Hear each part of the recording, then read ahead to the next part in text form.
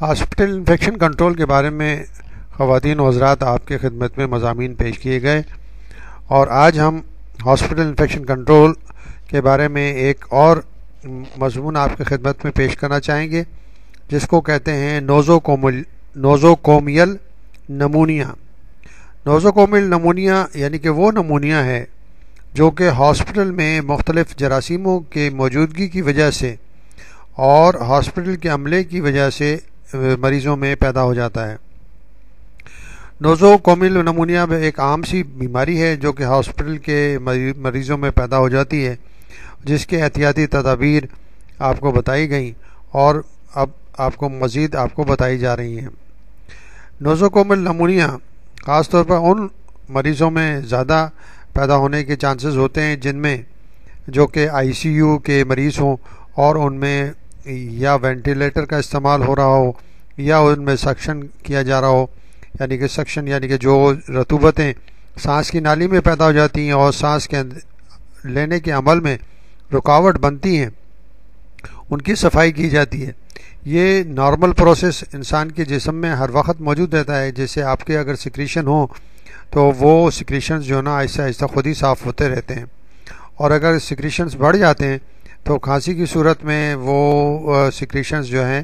وہ باہر نکال دیے جاتے ہیں، اور وہ اس سیکریشنز جو ہیں وہ سانس کو بلاک نہیں کرتے۔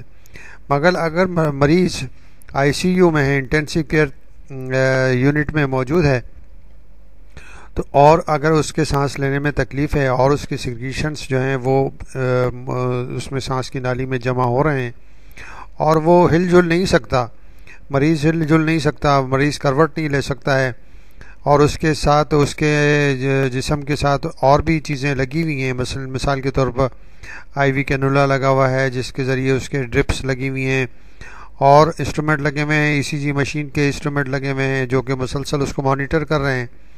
تو اس حوالے سے وہ مریض جو ہے وہ بالکل ہل جل نہیں سکتا اور سیکریشن اس کی سانس کی نالی میں جمع ہوتے رہتے ہیں۔ اگر ان سیکریشنز کو دور نہ کیا جائے گا تو وہ بہت جلد جو ہے وہ اس میں جراثیم جو ہیں پیدا ہو کر جو کہ سانس کی نالی میں منہ کے ذریعے پہنچ جاتے ہیں اور وہ اس میں ملٹیپلائی ہو کے انفیکشن کا باعث بنتے ہیں، اور آہستہ آہستہ وہ رطوبتیں جو سانس کی نالی میں جمع ہو گئی ہیں وہ آہستہ آہستہ جو ہے گریوٹی کی وجہ سے آہستہ آہستہ نیچے کی طرف جائیں گی اور لنگس میں یعنی کہ پھیپھڑوں کے نالیوں میں پہنچ کر نمونیا کے پیدا ہونے کا سبب بنتی ہیں۔ تو اس لیے ہم آپ کو بتانا چاہیں گے کہ سانس کی نالی کی صفائی بہت ضروری ہے ایسے مریضوں کے اندر جو ہاسپٹل میں ہوتے ہیں۔ اگر نارمل پروسیس ہے تو ٹھیک ہے، اور اگر نارمل پروسیس نہیں ہے تو ان کو کیتھیٹر ڈال کے اور سانس کی نالی میں کیتھیٹر ڈال کے ان کی سانس کی نالی کو صفا کیا جاتا ہے اور رطوبتیں صفا کی جاتی ہیں۔ تو اس لیے ضروری ہے کہ جو کیتھیٹر استعمال ہو وہ انتہائی صاف ستھرا ہونا چاہیے اور جراثیم سے پاک ہونا چاہیے۔ اگر ایک کیتھیٹر جو بار بار استعمال ہو رہا ہے تو اس کو سٹرلائز کرنا چاہیے، نہیں تو بہتر یہ ہوگا کہ صرف ایک دفعہ استعمال کرنے والا کیتھیٹر استعمال کیا جائے، یعنی کہ ایک دفعہ استعمال کر کے اس کو ڈسپوز آف کر دیا جائے، اس کو پھینک دیا جائے اور اس کو ڈسکارڈ کر دیا جائے، اور وہ جو ہے نا وہ ڈسکارڈ بن کے اندر چلا جائے۔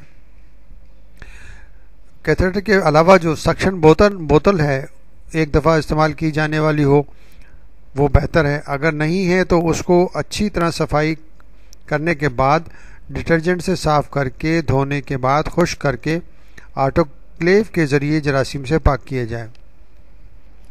یہ بوتل کا بھی پورشن بہت ضروری ہے، کیونکہ بوتل میں جو سیکریشنز جمع ہو جاتے ہیں اور اس میں آلریڈی یعنی کہ جسمانی رطوبتیں موجود ہوتی ہیں، وہ جسمانی رطوبتوں میں پروٹینز اور شوگر وغیرہ کی خاصی مقدار موجود ہوتی ہے جو کہ جراثیم کو بڑھنے میں مدد دیتی ہے، اور جراثیم جو ہے عام روم ٹیمپریچر پہ بہت تیزی سے بڑھتے ہیں۔ ہم آپ کو بتانا چاہیں گے کہ اگر ایک جراثیم کسی جگہ موجود ہے اور اسے پوری نیوٹریشنز اور پوری خوراک اور پوری اس کی ریکوائرمنٹ پوری ہو رہی ہیں تو وہ 10 گھنٹے میں 10 کروڑ کے اندر کنورٹ ہو سکتا ہے۔ تو اس حوالے سے آپ کو یہ بتانا چاہیں گے کہ اگر اس میں جراثیم موجود ہیں بوتل میں،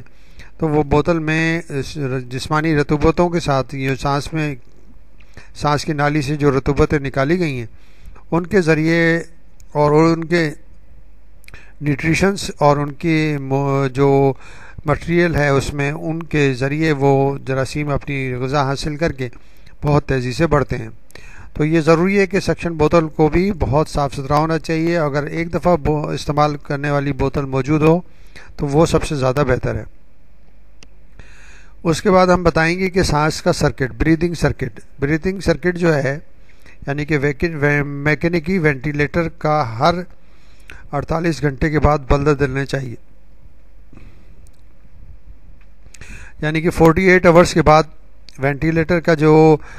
بریتھنگ سرکٹ ہے اس کو چینج کرنا چاہیے، اور ہر دفعہ سانس کی ٹیوب کا کنڈکشن یعنی کہ جو کہ کنڈنسیشن ٹیوب ٹریپ ہوتا ہے اس کو خالی کیا جائے، کنڈنسیشن ٹیوب ٹریپ کو خالی کیا جائے، اور اس بات کا خیال رکھا جائے کہ یہ سانس کی نالی میں نہ جائے،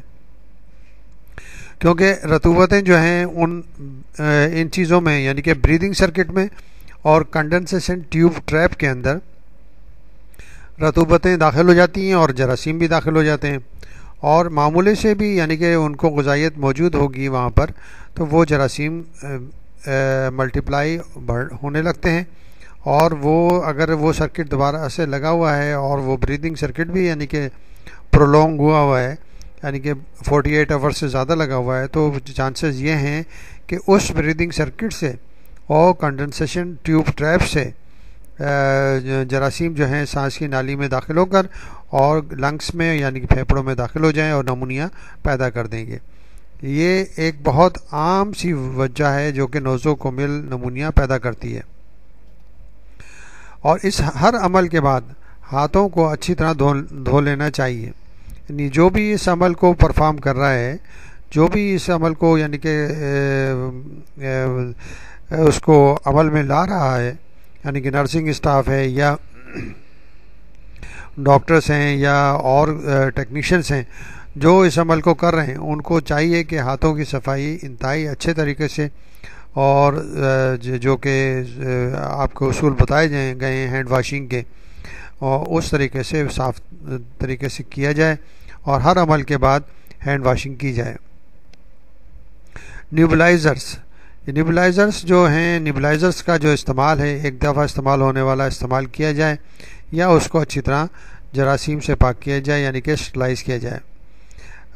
یہ ساری جو انسٹرومنٹس ہیں، نیبولائزرز ہیں،